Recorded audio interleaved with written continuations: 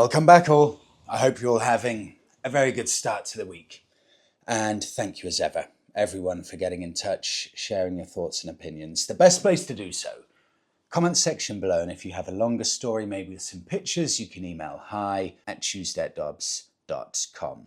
The most difficult thing for me when getting the podcast ready is going through so much incredible content that you all send to me and trying to cherry pick bits to actually show in the episodes. It's an excellent problem to have, and it's all thanks to all of you. So thank you once again. I'll start off with a bit of anger. On my part, it's anger and despair.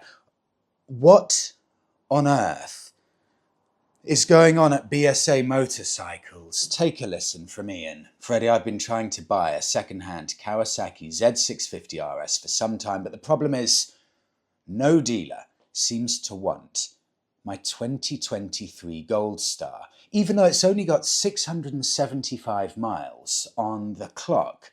Superbike Factory at Macclesfield told me that they don't take BSAs in part exchange. The Royal Enfield dealer at Preston also wasn't interested in it, so I contacted Millennium at St Helens because they're a BSA dealer, and I asked them about the Kawasaki Z650 RS and part exchanging my BSA, and they didn't reply. So I then tested a Honda worth £9,000 at Blackpool Motorcycles, and they offered me £2,600 in part exchange for the BSA, but I paid £6,800 just 18 months ago. There are so many stories like this. Please, someone tell me.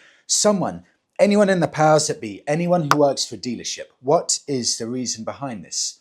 Why are no dealers accepting BSA Gold Stars? I'll keep all of your details anonymous. I won't mention who it is, from what dealer you're from. I just want to know the truth about why all dealers, used bike dealers, they're all freaked out about these BSAs. Something really bad has gone on here, and I would be desperate to find out the truth. I'm going to show you something now. There's a BSA Gold Star I saved around about 2 weeks ago. And I want to see, and I haven't checked honestly, I want to see on Facebook Marketplace if it's still there, because I remember looking about a week or two ago and thinking, that is a seriously good price for a BSA. Surely this will sell immediately. So I've done a test. Really well priced BSA. Has it sold on Facebook Marketplace? Bear with me while I just flick through the classifieds. Got it. Still available. Listed a month ago, 2023 BSA Gold Star 650 Highland screen was £4,100, now £3,695. The seller says final price drop.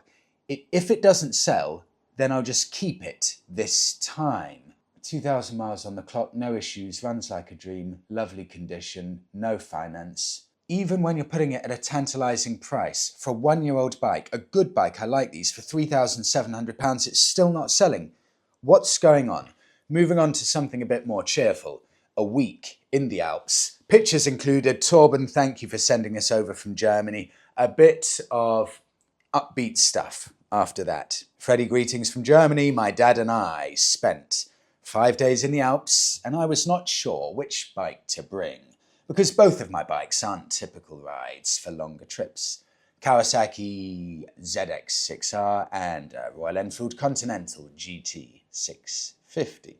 So what did we do? Well, we rented a trailer and drove down to Austria, which was about 1,100 kilometers. We had a blast on the Alpine roads, even though I pushed the bikes to the limits. A pretty good amount of people stopped by and asked about my bike whenever we stopped at a cafe. It was an amazing experience, and we will do it again next year. Torben from Germany. Torben, motorcycle dreaming. On now, Moto Guzzi. Oh, I like this. Okay, in response last week, there was a gentleman who had a Moto Guzzi V7. He was so sick of all of the issues, he traded it, bought a Suzuki GSX-8R or GSX-8, whichever one it is. And he said he's over the moon. He couldn't take the unreliability of Moto Guzzi, and he's just so happy to be on a well-made Japanese bike. Yes, he's lost some character, but he's gained a bike that he can actually trust to use. This was insanely divisive.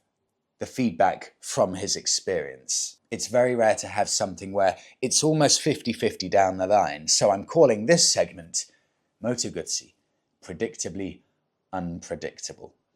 I'm going to start here with direct response from Bud Ryder to the gentleman from last week who sold his V7. Freddie, I suspect a very uneducated owner when it comes to motorcycles. You did, referring to me, Moto Guzzi a great disservice by giving this guy your screen time. That gives you an idea about the level of anger from some of the hardcore Moto Guzzi riders. So I'll carry on. Fernando over in Portugal says, I own a Moto Guzzi V7 and I just love the bike. It's never let me down. It's from 2018, 20,000 kilometers on the clock. It's a good one. Jigsaw Rider 1991 says, my 2023 V7 Stone hasn't had a single problem in 24,000 miles. That's good. It sounds like the guy got a lemon, unfortunately. And believe me, I could have read out a very long list of all of your glowing reports of Moto Guzzi, how reliable they are, how impressed you've been with them. But I've only picked these two as a rough picture for you. But now, here is a very, and I do mean very, small segment of the negative feedback from Moto Guzzi. Well, where do I start? It was hard narrowing this down. I'll start with Benjamin. Freddie, I've done 66,000 kilometers in 16 months. This will be the best feedback, full stop, out of anyone, because this is really big mileage in 16 months. So 66,000 kilometers, 16 months on the new V7 850. Absolute garbage. Came from the factory with 5 flaws, which I had to fix via a dealer, and were only half covered under warranty. So I'm already €1,000 in, and I haven't even ridden the bike. Then I had to stick to their horrible service schedule. That's another €200 to €500 gone, and I've only done 10,000 kilometers. Then the tacho failed, then the drive shaft failed, then the brakes failed, then the ECU disconnected, the sensors died. The saddle lasted 15,000 kilometers, the exhaust weighs 20 kilos for no reason. It cost me €11,500 new. Never again. The odometer console took 9 months to be delivered, and by that time I had sold it into Eastern Europe. Never again. Trevor's experience. I bought a new Moto Guzzi V7 Special, and the quality was horrendous. After 4 days, I notified the dealer of corrosion on the rear wheel. 1 week later, I notified them again of corrosion on the front wheel. Moto Guzzi blamed me for washing it incorrectly. A couple of weeks later, oil leaked from the shaft drive, and the engine casing also is corroding. After a bit of a battle from Moto Guzzi, they fixed everything under warranty. I sold it after 12 weeks of ownership, of which the dealer had it for 8 weeks, and I lost £1,200 in those 12 weeks. And I'll do one final one from AS. Freddie, my dad, and I both bought stock Moto Guzzi V7s. One a stone, one a classic, and we had nothing but problem after problem, and no cure for those problems from Moto Guzzi. Finally, after many useless guarantee repairs, we gave up and sold them away. The V7 is a beautiful bike, but good for nothing. Believe me, I promise you this. I could have spent a full 30-minute episode reading out your positive, glowing reviews on your Moto Guzzis, and I could have spent exactly the same amount of time reading out your negative stories, your horror stories of Moto Guzzi ownership. There will be plenty of people who have brilliant bikes, but someone told me with Moto Guzzi it just depends what bikes are made on Friday afternoon and what bikes are made sometime in the midweek. It can be that hit and miss with Moto Guzzi, and that's why they have the reputation of being reliably unreliable. I hope that's a relatively level-headed assessment of that. Thank you so much. Well, that was fascinating reading through all of those. On now, long distance on a budget. This is from Martin. Freddie, I bought, pictured, have a look at this. Workhorse, 1994, Yamaha Diversion, 900 in 2011 for the princely sum of £850 via eBay. It was in need of a bit of TLC, but basically sound, low mileage, and included a full set of Givey luggage. I spent a couple of weeks trying to tidying it up, I should say, fixing a crack in the fairing and making sure it was mechanically sound. Since then, it has toured Europe every year, except when COVID got in the way, including 2 trips to the Alps, tours of Germany, Luxembourg, Belgium, the northern France D-Day beaches, and followed the Tour de France a couple of times. It is absolutely rock solid and reliable, and I think represents the greatest value biking measured in smiles per pound that I could have wished for. All it has ever needed over the years is servicing tyres and a couple of brake pads, plus a pair of exhausts when the originals started to corrode. I took it out this afternoon for probably the last time this year as it goes into hibernation over the winter away from the salty roads, and it's still a joy to ride. I'll probably never sell as it holds so many memories. Plus my wife loves the comfy seats and the howl of the twin exhausts when I wind it up for the overtake. Okay, I'm now armed with enough knowledge for this because I pulled over at a service station a few weeks ago. Very experienced rider I was talking to, and what did he have? Yamaha Diversion 900, and I saw in Torben's pics when he was touring the Alps, that's a Yamaha Diversion in the background.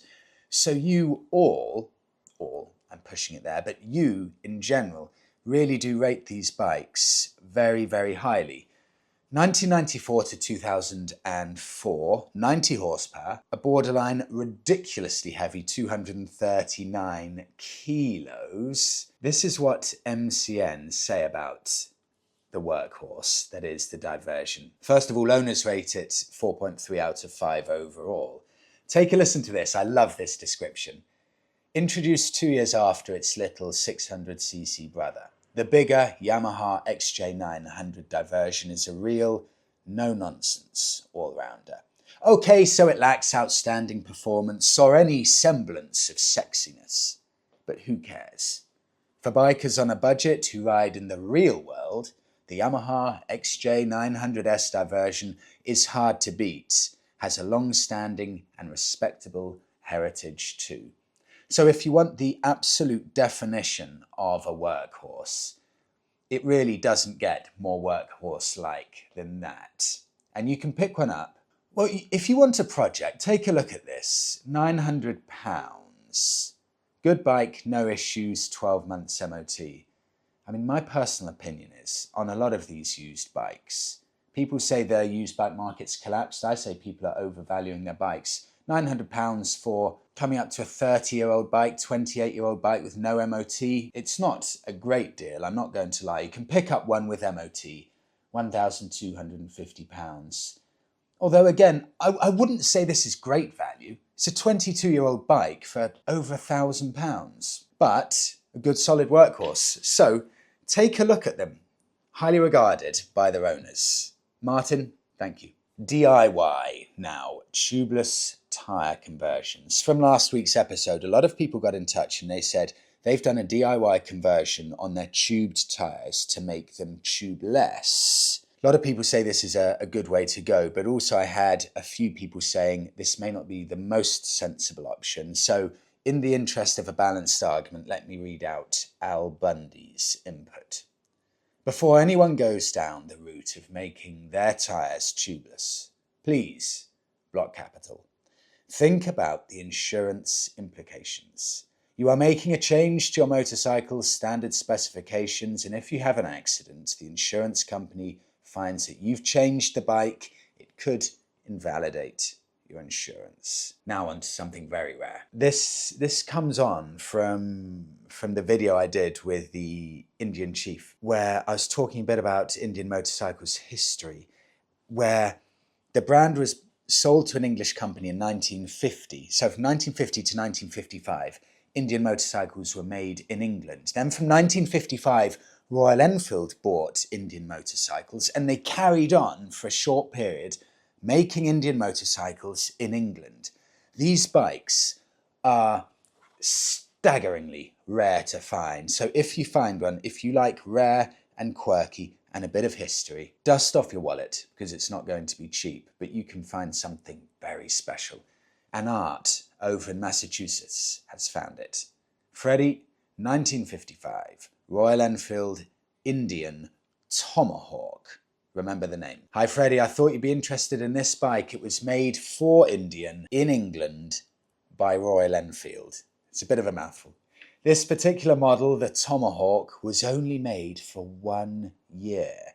This bike is presently for sale by Baxter Cycle in Marne, Iowa, for $12,500 US, which equates to $9,500 British pounds. Baxter Cycle is a storied Midwest motorcycle dealership and sells new Triumph and Royal Enfields, as well as specialising in vintage British motorcycles. And they claim to have the largest vintage British parts inventory in North America. Art from the USA. Now this is one of those bikes. I have no interest in riding this. I just want to buy it, put it in my living room and know that I've got a piece of motorcycling history.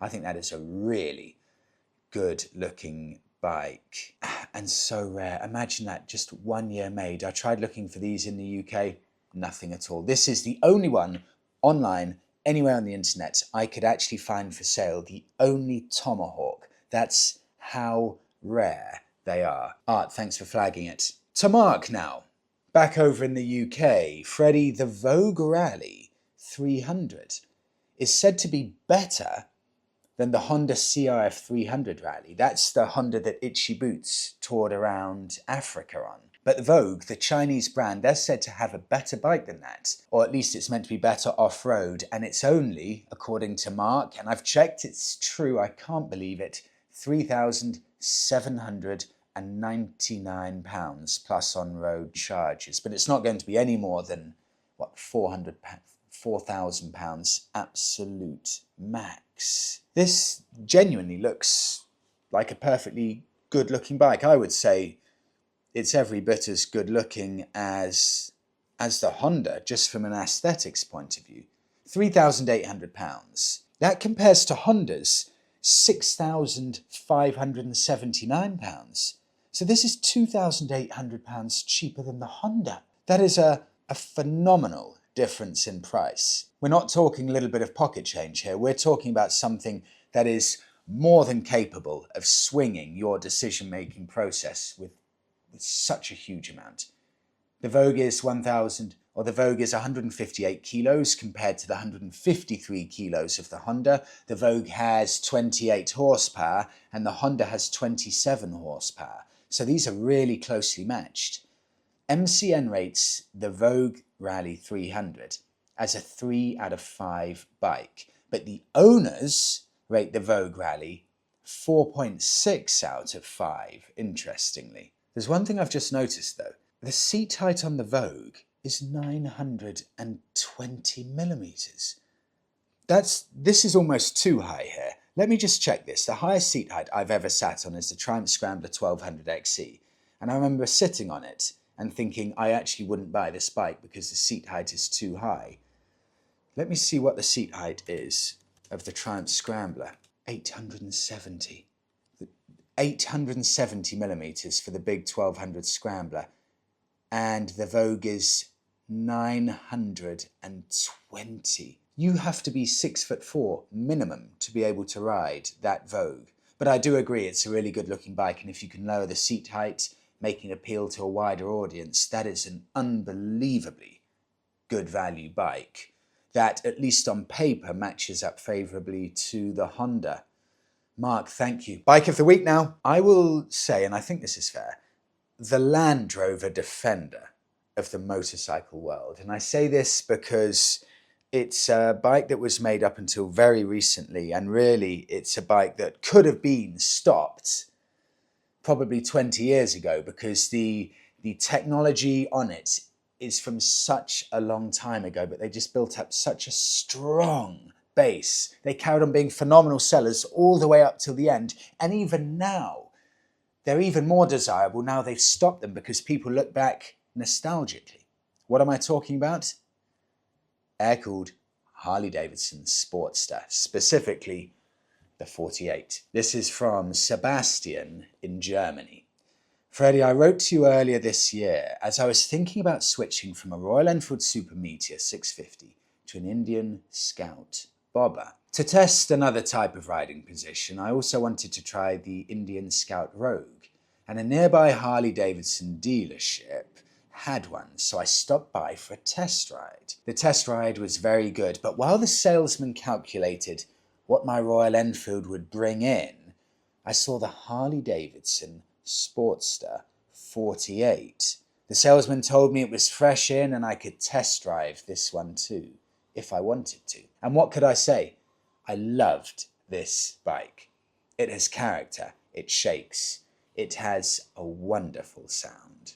Long story short, I sold my Royal Enfield privately and bought the 48. In 3 months, I've done 1,000 kilometers, and every time I start it, it puts a smile on my face. Look, is the Royal Enfield the better manufactured bike? I would say definitely yes. But in the moment I start the 1200cc on the Harley, this doesn't even matter. I've already started to customize the bike, and that's another plus point for the Harley. The possibility to change your bike, they're almost endless. Greetings from Germany. Sebastian. Yeah, Sebastian, people adore these bikes. 252 kilos. I mean, this is a heavyweight. 66 horsepower. Launched in 2012. This was just the most superb seller for Harley-Davidson, and it attracted a younger audience to the Harley-Davidson brand, which makes me forever incapable of understanding why Harley-Davidson took such a seismic shift away from the classic, huge-selling air-cooled Sportster to the thoroughly modern, almost drag racing type bike, which is good, but why not keep something like the Sportster? That's your core, it's your bread and butter, it's the best seller within the range. I will never understand that. These bikes were £10,000 brand new in 2019. Remember that figure, £10,000 5 years ago, brand new, for the 48 specifically. I told you these are like the Land Rover Defenders of the bike world, where Defenders now, they cost more money to buy a used Defender than they cost brand new, because they're just so much in vogue right now, they're so much in demand. But does there get a point where owners are just pushing it too far? Is it possible even to be able to get the classic air-cooled Sportster 48 for anything that even resembles a decent price? I'm going to show you now 3 examples. Don't hold your breath for something cheap. 2019 model, Harley-Davidson 48. It looks lovely, but it's £10,000. It's the exact same price to the penny for when the bike first came out, or when it was for sale brand new. 5 years ago, it's 10 grand. Now, 5 years on, it's still £10,000. I mean, I can't deny it's a stunning looking bike, but 10 grand. And also, I should say, it's been for sale for 5 months. So it's clearly not selling at that price. Next up, another equally lovely Sportster 48. This is a 2016 model, 3,000 miles on the clock, listed 4 months ago for £8,250, been reduced to 7.5 grand and still not selling. And I'll do one final one. See, I don't understand what owners are doing with these. Are they keen on selling, or just keen to see if they can make a profit? Just put their Sportster online for sale and just see if anyone happens to bite. So you don't really care if you're selling it. You're just putting it online. Look, if it sells for profit from what I bought it for, great, I'll sell it. Otherwise, I'll just keep it. Because here's another one, listed 5 months ago. So it's listed at the start of the biking season.